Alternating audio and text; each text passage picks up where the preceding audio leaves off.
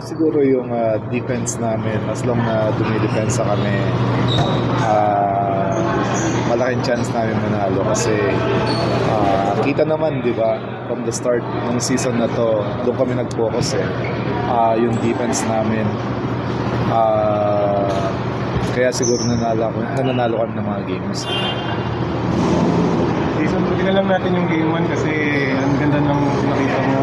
Sa pinamin nga ni RJ na nahirapan siyang bantayan ka, marami pa rin siyang kakainin bilas. Anong reaction mo dun sa laro mo? Oo, mas magaling siya sa akin kasi kung makita niyo yung rookie ko tsaka rookie niya, sobrang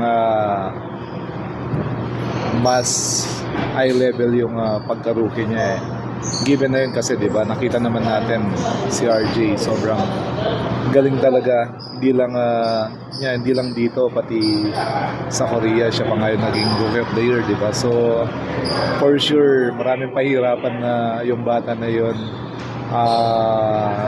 After 2 to 3 years, makita natin kung paano siya i-dominate yung guard position. Kasi ngayon pa lang makita mo na lalo na yung against San Miguel na series nila, di ba? So, sobrang thankful din ako at least, yun nga, yung respect na ganun sa mga rookie as a veteran, di ba? So, pero, yun nga, in terms of nung rookie ko at saka rookie niya, mas magaling siya. Sobra, as in, hindi niya natatanong, sobrang gustong-gusto ko siya maglaro. Jason, anong pakiramdam na nakaka-contribute ka ngayong finals? Sobrang, yun nga, masaya ako kasi yung core ng team ngayon maganda. Unlike nung past year namin, sobrang sama nung, yun nga, ang daming injuries.